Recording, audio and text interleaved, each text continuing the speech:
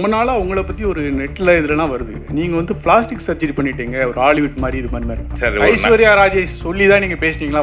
Busy artist ஆயிட்டான். தெரியல actually இந்த படம் தான் ஆரம்பிச்சோம். அதுக்கப்புறம் பெருசுல வந்துட்டு ரெண்டு பேரும் பயங்கர அண்ணன் வந்து தம்பி இருக்கிற படத்துலலாம் நான் இருப்பேன்னு அடம் பிடிக்கிறாரா இல்லை நீங்கள் அண்ணனை போடுங்கன்னு கேட்குறீங்களா? ஏன்னா அவரும் இன்னைக்கு ஒரு பெரிய ஆமாம் ஒரு பிஸி ஆர்டிஸ்ட் ஆயிட்டான். தெரியல ஆக்சுவலி இந்த படம் தான் ஆரம்பித்தோம். அதுக்கப்புறம் பெருசில் வந்துட்டு ரெண்டு பேரும் பயங்கர ஈக்குவலாக இப்போ அவன் தான் டெய்லி வந்து இனோவா வரும். கன்ஃபியூஸ் ஆகுது. இப்போது முந்தி கன்ஃபியூஸ் ஆகிட்டு இருந்துச்சு. இப்போ கன்ஃபார்மாக அவனுக்கு தான் வருது இனோவா. ஸோ அவன் தான் பிஸி ஆர்டிஸ்ட்டு. நான் எதுவும் ரெக்கமெண்ட் பண்ணுறதில்ல சார். அவங்களா தான் கேட்குறாங்க அண்ணனை கொஞ்சம் கேளுங்க அப்படின்ட்டு. நான் தான் கொஞ்சம் அந்த ரெமிண்டேஷன் சைட்லலாம் கொஞ்சம் கம்மி பண்ணி பேசிகிட்டு இருக்கேன் அவங்க கூட. அது மாதிரி ஜான் விஜய் சார் சொன்ன மாதிரி நீங்கள் ஜான் விஜய் சார்லாம் இருந்தாங்கன்னா இந்த ஒரு ரூபா காயினை கீழே போட்டு பசங்களை பார்க்க சொல்கிறது டபுள் மீனிங் இதெல்லாம் இல்லைன்னா எங்களை மாதிரி ரசிகர்களுக்கு ஏமாற்றம் ஆகிடாது. அது இல்லையே நான் அந்த மாதிரி எதுவும் பண்ணதில்லை.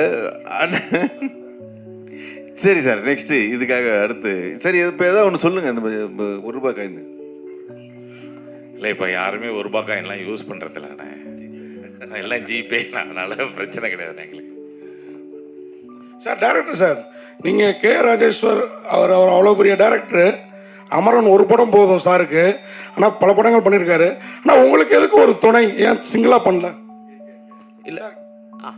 இல்லை சார், ரெட்டை இயக்குனர் என்ன கான்செப்ட்? ஆமாம், இவர் என்னோட பெரியமா பையன் தான், என்னோட தம்பி தான் அவர். நான் வந்துட்டு ஒரு 8 வருஷமா 10 வருஷமா அட்வர்டைஸ்மெண்ட்ஸ் பண்ணிருக்கேன். அந்த ஆடு காலத்துலேருந்தே ரெண்டு பேரும் ஒன்றா தான் பண்ணிருக்கோம். ஸோ அப்போதுலேருந்தே நாங்கள் ஒன்றா அப்படியே இது பண்ணதுனால தான். ஆமாம், விட்டு கொடுக்கூடாது. Correct sir. ஆமாம், மேபி ஒரு நாளைக்கு நான் வேணா தனியாக பண்ணலாம், அவர் தனியாக பண்ணலாம். பட் இப்போதைக்கு ஒன்றா தான் பயணிக்கிறோம். ஜான் விஜய் சார் நீங்கள் வரும்போதே கண்டென்ட் கொடுக்க போகிறேன் அப்படின்னு சொல்லிட்டு வந்தீங்க. இவ்வளோ பேர் மேடையில் இருக்கும்போது யார் நடிப்பையும் பாராட்டல. நீ ஹீரோ கூட மூக்கு அப்படி சொல்லிட்டீங்க. மணிகண்டன் வந்து நடிப்பு அருமையாக நடிச்சிருக்காரு, பிரமாதமாக நடிச்சிருக்காருங்க. ஐஸ்வர்யா ராஜேஷ் சொல்லி தான் நீங்கள் பேசிட்டீங்களா? வரும்போதே ஃபோன் பண்ணி என் தம்பியை கலை அண்ணன் சொல்லுங்க அப்படின்னு. இல்லை சார், ஒரு நல்ல நடிகனுக்கு ஒரு நடிகனை பார்த்தா உடனே ஐடென்டிஃபை பண்ணுறது ஈஸியாக ஐடென்டிஃபை பண்ணிடலாம் சார். இல்லை, அவன் மூக்கை பற்றி பேசினோன்னா நிறைய பேசலாம் சார். அதுக்கு வேறு கேள்வி கேட்டிங்கன்னா நான் பதில் சொல்லுவேன் சார். ஐஸ்வர்யா ராஜேஷும் வந்து எனக்கு ரொம்ப வருஷமாக தெரியும். அவங்கள very hard working person. And whatever she is today, she is made it by her hard work. I will always appreciate that. Because நாங்களாம் அந்த மாதிரி தான் சார், கஷ்டப்பட்டு வாழ்க்கையில் வந்தவங்க சார். எங்களுக்கு கண்டென்ட் கொடுக்கணுன்னு ரொம்ப பிடிக்கும் சார். அதுதான் நாங்கள் குட் ஆக்டர்ஸாக இருக்கோம் சார். கைத்தட்டுங்க sir please sir. Thank you sir. அது இல்லையாரு உங்கள்கிட்ட கேட்குறோம். ஒரு மூக்கு இதை பற்றி சொன்னனால ரொம்ப நாளாக உங்களை பற்றி ஒரு நெட்டில் இதுலலாம் வருது. நீங்கள் வந்து பிளாஸ்டிக் சர்ஜரி பண்ணிட்டீங்க. ஒரு ஹாலிவுட் மாதிரி இது மாதிரி. அது உண்மையா பொய்யா? இல்ல சார், பண்ணல.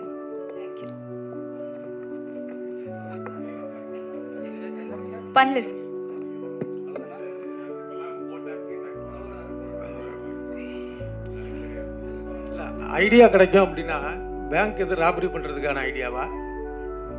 ஐடியா கிடைக்கும்னு சொல்றாரு. பேங்க் எது ராபரி பண்றதுக்கான ஐடியாவா? நம்ம இவர் டைரக்டர் சார் கேட்குறேன். என்ன சார்? பேங்க் ராபரி பத்தி சொன்னீங்க, ரொம்ப சுவாரஸ்யமா இருந்தது.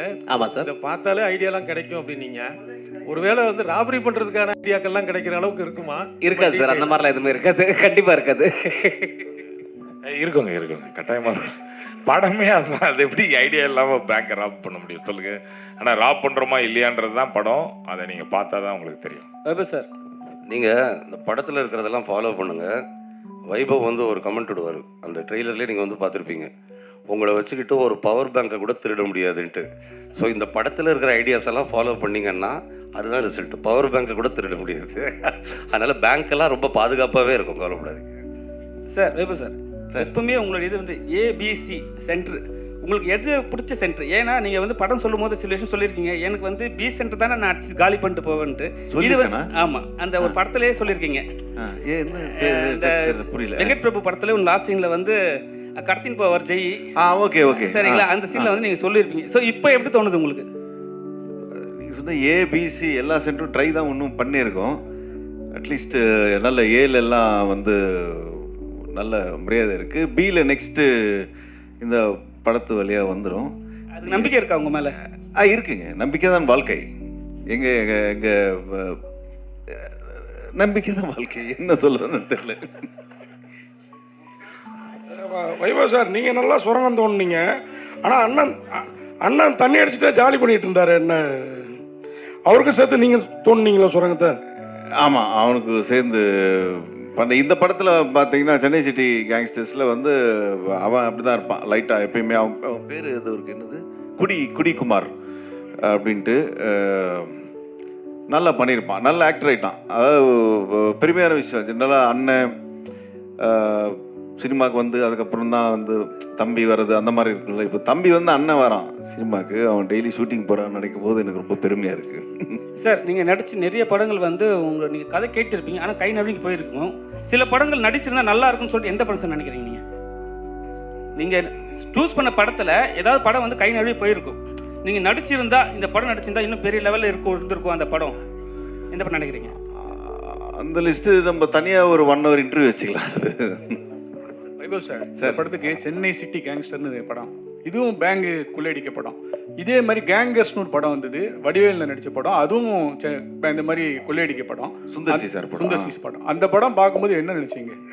இல்லை, அது டோட்டலாக வேறு ஜானர். அது வந்து வில்லேஜ் அந்த சைடில் இருக்கும். அவர் ஸ்டைலில் வடிவேல் சார் அவர் கலக்கியிருப்பாங்க.